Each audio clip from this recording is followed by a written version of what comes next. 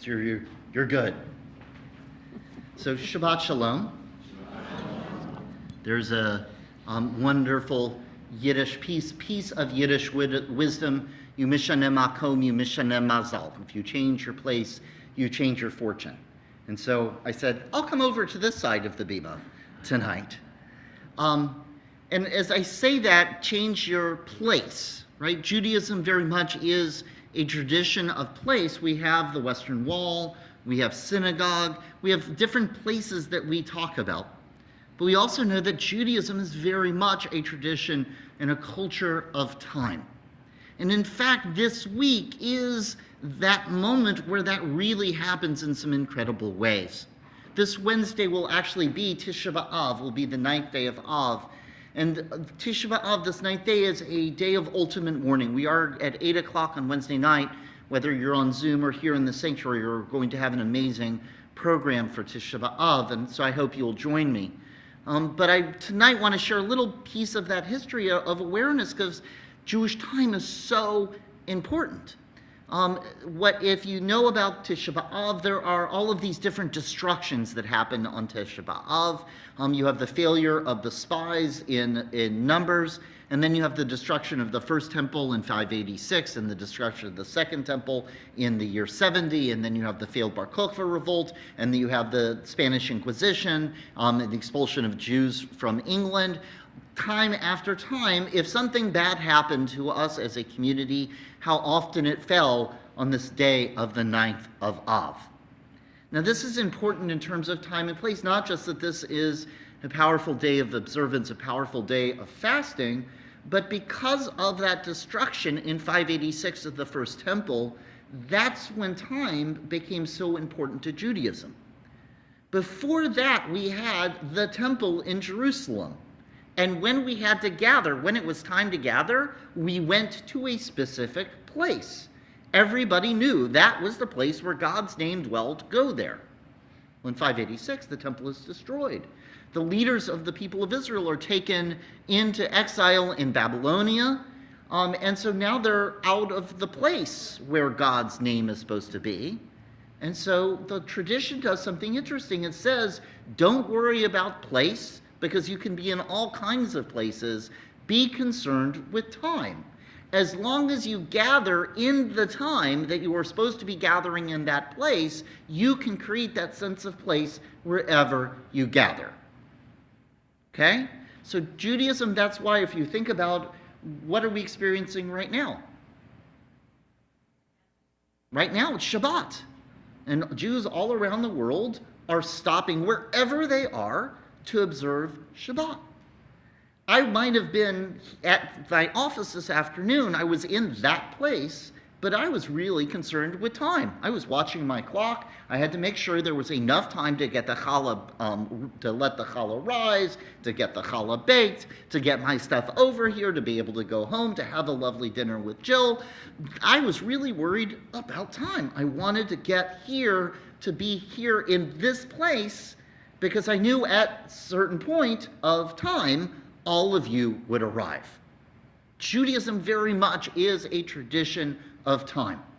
And just before services, we were having a conversation with Dan, and we were acknowledging it's not just Tisha B'Av, but Tisha B'Av starts the clock, at least in the Jewish clergy world, but I would say here also at the temple office and beyond, the high holidays are coming.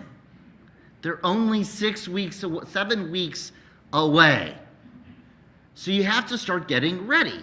It's time. Now, you might think it's the middle of July, right? No, the end of July, and then July becomes August, and then you have the month of Elul, and then you only have 4 weeks, and then you have Slichot, and the next thing you know, we're into a new year. It's time to start getting ready. And what are you supposed to do in this time for getting ready for the High Holy Days?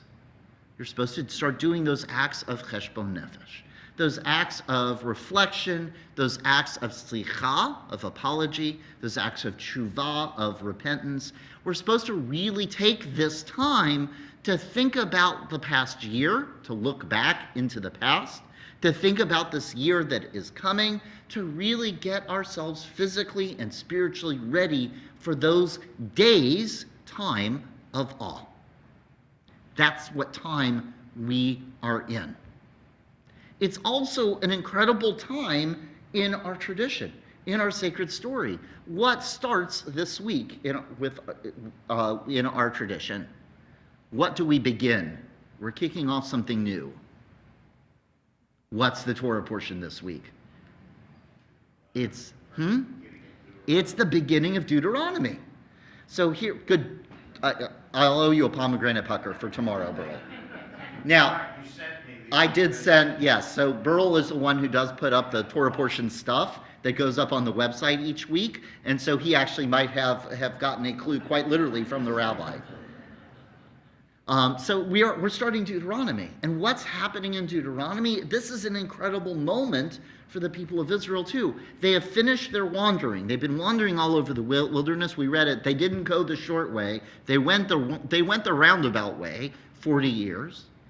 And time. And the generation that left Egypt dies in the wilderness, and their children and grandchildren are now ready to go into the land of Israel. And there they are, sitting there on the banks of the Jordan River, and Moses gives the entire speech of Deuteronomy, reliving all of the history, all of the laws, all of the rules, all of the stuff that those kids better know before they cross over to go into the land. Just as we are in that time of crossing over, there they are in that moment of crossing over as well. Now, as I said, Judaism is so driven by time. All of our holidays are all time-based. So many of our rituals, talking to two different families this week, one is doing a baby naming tomorrow, and another is on the countdown because their son is going to be born, and then what happens 8 days later? A bris. Doesn't matter where you are, it matters when you are for when you do the bris. So here we are, so time-driven, and yet tonight I want to offer something a little more. Because I think part of what happens is we get so driven by time. I want you to think for just a moment. I realize some of you are retirees here. How many of you have at least one way of keeping time on your body? Okay? Not a single watch? Do you have your cell phone with you? Okay. So you have your cell phone. So Loretta, you have a way of keeping time, right? How many of us have two different methods of keeping time? Okay? We have watches, we have cell phones, and then half the time you check your watch and your cell phone, even though they're all connected to the same communications network that tells us what time it is. We are so, both in Judaism, but also in our American culture, we are so driven by time.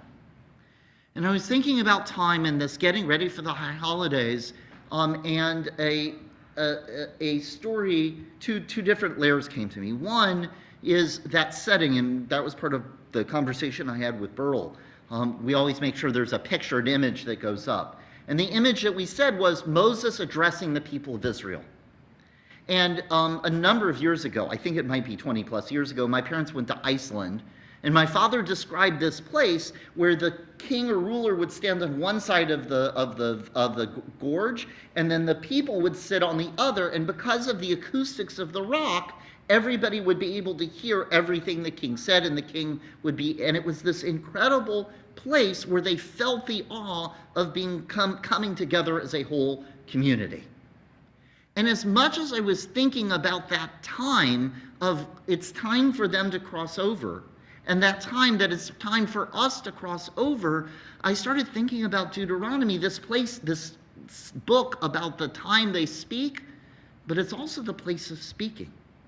What was it like, as we're thinking about, as we're getting ready to cross over this threshold of time into this new year, what would it have felt like to be sitting with Moses in that moment, in that place? Would it have been this awesome physical place where everybody remembers and feels not just the time, but that space of being there with Moses and the whole community, sitting there on think about it for a minute, on the edge of the Jordan River, knowing that the wilderness is behind, seeing the Jordan, being able to look out and see that vista of there is the land of their ancestors, of Abraham, Isaac, and Jacob, Sarah, Rebecca, Leah, and Rachel. There's where we came from 400 years ago, and we're about to cross over.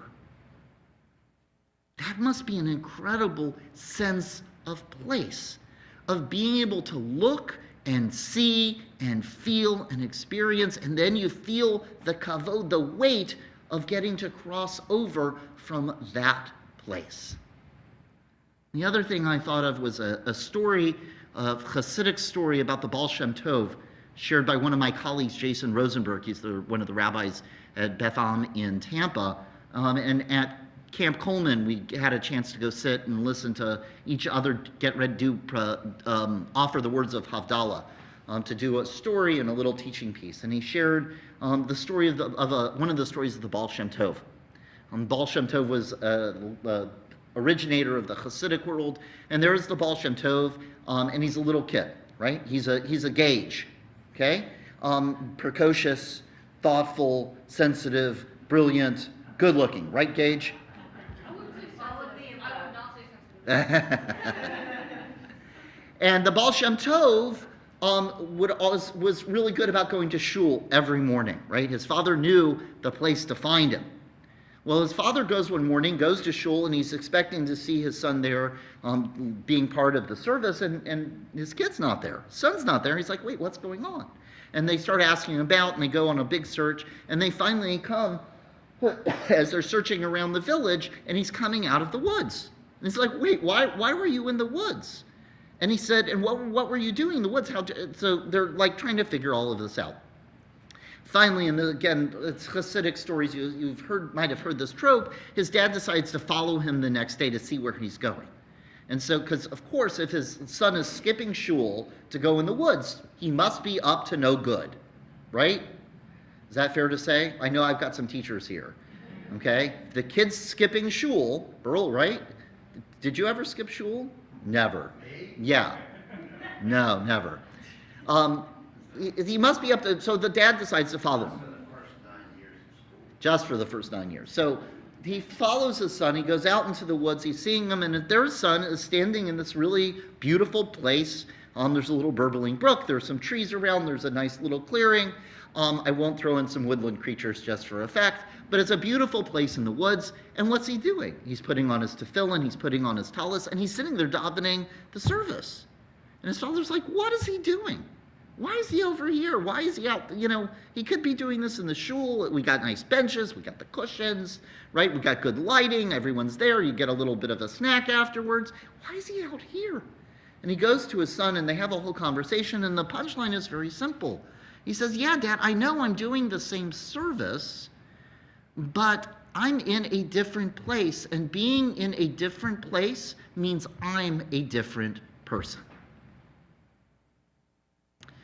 And so here on this Shabbat, as we're here entering this really incredible time, I want you to think for just a moment, and I fully realize this is one of those rabbi things about time and space and place, and it might not speak to everyone, but someone here is going to hear this and it's going to trip something for you, and you're going to say, wow, that's what I mean. Because we're getting ready to do this really incredible, powerful work of cheshbon nefesh, of this accounting of our souls, of really reflecting and looking back. And for some of us, we can just get into that time. We know what to do and we know how to do it. But for some of us, we might need to think about place. Some of us might need to go to the beach. Some of us might need to come to the synagogue. Some of us might need to go to our kitchen. But I want you to think for just a moment, not the time that you're going to do cheshbon nefesh, but think about a place. The people of Israel, that was in part that place on the Jordan banks of the Jordan for the Baal Shem Tov. It was that place in the woods. Think about for a moment, not the times when you're going to do this work of reflection, but think about the place that you need to be to do it. So often we get running around and going from place to place as we get through all of the times that we forget to set ourselves up for the place that will spark that sense of connection. Might be the Baal Shem Tov, we need to be in a place where we're alone. It might be in a place where we need our family, community, and friends with us.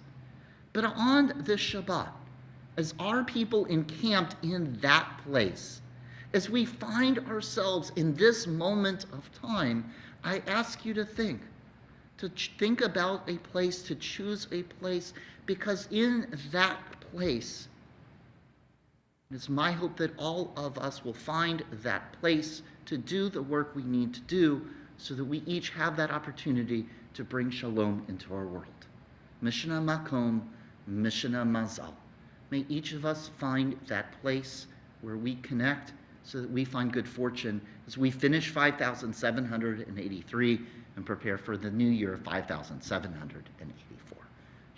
Shalom, Shabbat Shalom, and Amen.